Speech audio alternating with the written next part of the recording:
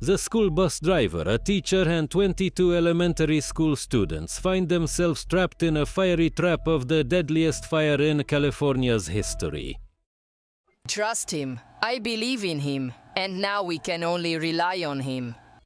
The action of the film, based on real events, begins on November 7, 2018, in the city of Paradise, California. During this period, the county is experiencing a prolonged drought lasting more than 200 days. Kevin McKay works here as a school bus driver. In the morning, he collects the kids like Pokemon, and in the afternoon, he takes them home, trying not to reenact the opening scene from the second Nightmare on Elm Street. At the end of the workday, Kevin asks dispatcher Ruby for an extra shift to cover the medical debts left by his deceased father, but to no avail. Then the man returns home, where he lives with his mother and son Sean, with whom he has a tense relationship after the divorce. It even leads to an argument. The sad family situation is worsened by an old sick dog, which Kevin has to put down at the veterinary clinic. Early in the morning on November 8th, due to the wind and the general dilapidation of the equipment, a break occurs on the power line company's pole. The sparks fall on fertile soil suffering from drought, where, according to Illich's precepts, a flame will ignite from a spark. Growing bolder, the first tongues of fire greedily lick the dry grass, spreading uncontrollably. At this time, Kevin starts a new shift. The dispatcher reminds him that during the day, he must bring bus number 963 for inspection. When he leaves the depot, another driver reports to the fire service about a fire on the slope, and 2 fire trucks are dispatched from the nearest station. The fire crew arriving at the bridge visually confirms the presence of a fire on the distant slopes and makes plans on how to approach the source to contain it. Rescuers decide to use one of the dirt roads to get closer, but the attempt ultimately ends in failure. The California mountains are not the most convenient place for multi-ton trucks. Assessing the scale of the disaster from a closer distance, the rescuers back up, reporting to the dispatch center, where they are already planning an operational headquarters for disaster management. The fire chief Martinez arrives there. An employee named Hopkins contacts him. He is going to the neighboring town of Concu. He reports seeing a fire on the road, which leads Martinez to think they are dealing with one large-scale natural disaster, not multiple fires. Kevin, meanwhile, is immersed in a sea of urgent tasks. He needs to take medicine to his son at home, bring the bus in for inspection on time, but first he needs to refuel, and there's a line at the gas station. Meanwhile, Ruby is broadcasting a fire warning. Drivers need to be on alert. In Concu, Hopkins sees that the fire has reached residential areas. After reporting to his superiors, the guy helps local residents evacuate by putting several people in his car. Firefighting planes, guided by Hopkins, try to extinguish the fire from above, but strong winds complicate the precise release of water and chemicals, rendering the efforts futile. The approach of fire crews is hindered by debris on the roads. Hopkins finds himself in front of a wall of fire by the riverbank. Then he and the civilians get out of the car to wait out the fire in the water. Meanwhile, their fellow sufferers extinguish the flames on a poor fellow who caught fire. Istindi. They dive underwater as a wind-driven wave of flames approaches them. After surviving it, Hopkins reports to the operations center that he is alive. Kevin, driving through the city on a bus, sees columns of smoke rising to the sky, the approaching forest fire. Firefighters are deploying observation helicopters and planes to predict the movement of the fire. The situation seems grim. The flames are moving very quickly towards Paradise, threatening to destroy the town along with its residents. The measures being taken are ineffective, and firefighting aircraft assistance from other counties may arrive only in a few hours, when it will be too late. Martinez announces an evacuation warning. At Ponderosa Elementary School, from whose windows the fire in the mountains is visible, teacher Mary Ludwig, along with her colleagues, decides to release the students from classes for safety, informing the parents to pick them up. On the way to the depot, Kevin calls his ex-wife about their son. She says the boy doesn't want to grow up near a loser, which upsets the driver. He decides to return to his son instead of going for the inspection and turns the government vehicle around right in the middle of the road. Meanwhile, Ruby receives a message from Ponderosa that they have 23 students on their hands. A bus is needed to take them to a safe place.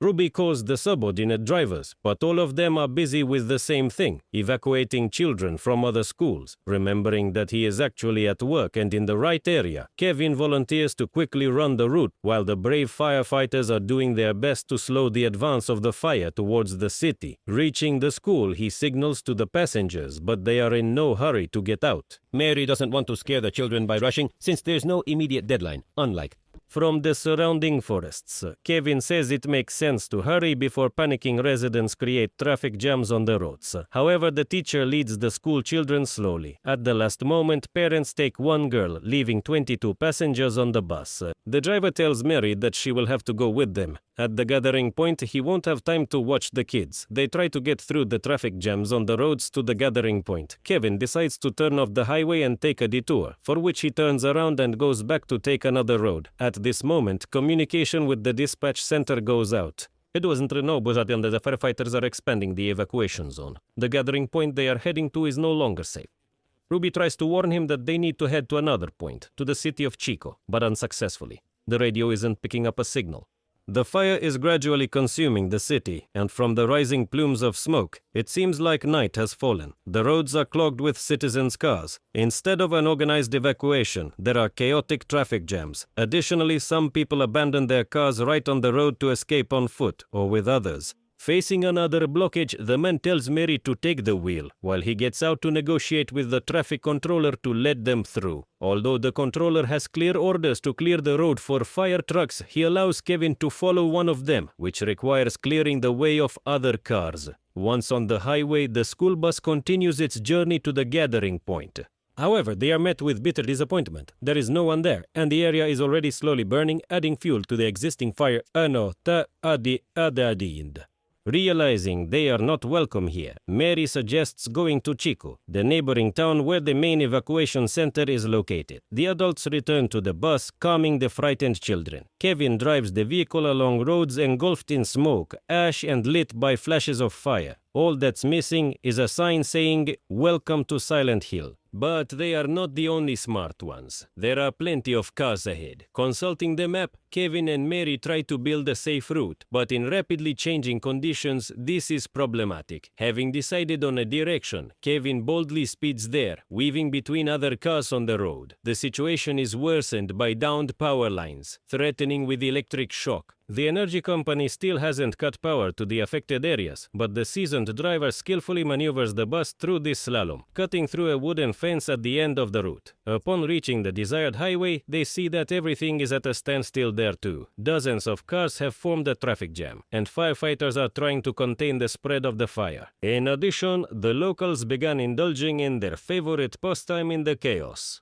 looting. The robbers try to get into the bus, threatening with a gun, but Kevin steers towards a gap in the line of cars. The man tries to contact the dispatcher by radio, just in case, informing them that he is continuing towards Chico, but doesn't yet know where he can pass. Meanwhile, the children are getting hot. They want to drink. Additionally, smoke from the fire starts to enter the cabin through the air intake system of the air conditioner, forcing it to be turned off. The bus reaches the park, from where Kevin knows the way out of the city. One of the girls feels unwell. Mary realizes that water is urgently needed. To get it, Kevin stops near the nearest building. The teacher goes to the faucet, but the water supply system, unlike the electricity, is already turned off. Searching the surroundings, Mary sees a trailer and breaks its windows. Inside, she finds bottles of water and runs back. On the way, the woman encounters some people with weapons, but they pass by. At that moment, a propane tank explodes, illuminating the surroundings and scaring the children. The teacher returns to the bus with the supplies she gathered, after which Kevin starts the bus and turns it around amidst the approaching fire. He maneuvers the vehicle further, weaving between the flames in hopes of finding a way out. In Chico, Ruby is forced to explain to the children's parents that the bus has not yet made contact. Oh, but she is sure that the driver will do everything to deliver them safely. Kevin himself is driving the bus along the edge of a cliff, risking falling down. In the operations center, Martinez is told that Paradise is entirely engulfed in flames, and they can't do anything about it. The chief faces a difficult choice: to continue fighting the fire ineffectively or to focus all efforts on saving people. He chooses the latter, surrendering the city to the fire, like Kutuzov who burned Moscow, as he announces at the press conference. The school bus encounters people walking towards it. They explain to the driver that everything ahead is engulfed in flames. There's no way to get on the road, but turning around such a big vehicle in such tight conditions is also impossible, so they'll have to go on foot. Leaving Mary to prepare the children for the walk, Kevin goes outside to look around and choose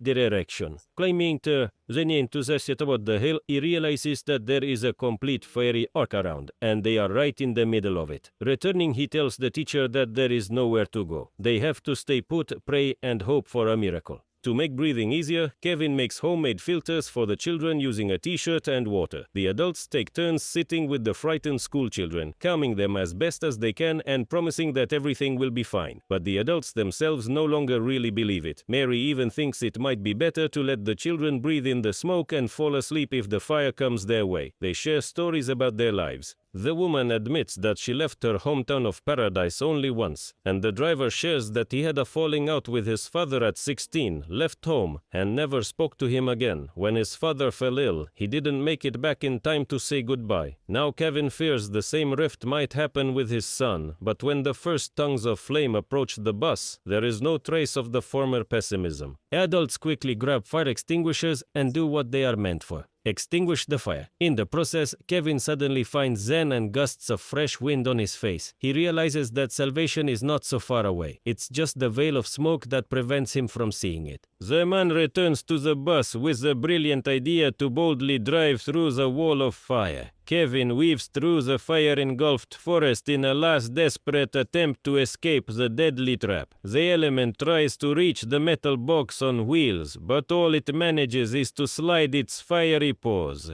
The temperature in the cabin is getting hotter. Soon it will jump from the first circle of hell to Sochi in August. Reaching the blazing highway, Kevin floors the gas pedal, not particularly worried about crashing into something in the smoke. Suddenly, the gray and fiery haze clears. Pure sunlight hits the eyes. Unaccustomed to such brightness in the fiery captivity, not believing his luck, Kevin drives the bus further and further to the evacuation point in Chico, where the parents are waiting for the children. They joyfully greet the soot-covered yellow bus, filled with happy children. The students run to meet their parents. Mary thanks him personally, and in front of everyone gathered. When the emotions have subsided, Kevin leaves the driver's seat and quietly goes to the registration point for arrivals to find out if his mother and son have shown up here. Their names are not on the lists, so the man personally searches for his relatives among the newcomers. He finds his mother, who was brought by a neighbor. She says that his son Sean was taken by Kevin's ex-wife and that the boy would be better off with her rather than with his father. Later, when the fire is out, Kevin returns to the ashes of his childhood home. Among the charred ruins, he finds a miraculously preserved photo of himself with his son. While surveying the fire site, he sees his ex-wife's car approaching. She brought Sean. The boy silently goes to his father to hug him, showing that they have reconciled. The film ends with a brief note about the future of the characters. Kevin became a teacher in Chico. Mary became passionate about traveling. The fire of 2018 was the deadliest in California's history. It destroyed more than 13,000 homes. 85 people died. The energy company, whose fault caused the fire, was charged with 84 involuntary manslaughters. Admitting guilt in each case, the company paid $13.5 billion in compensation.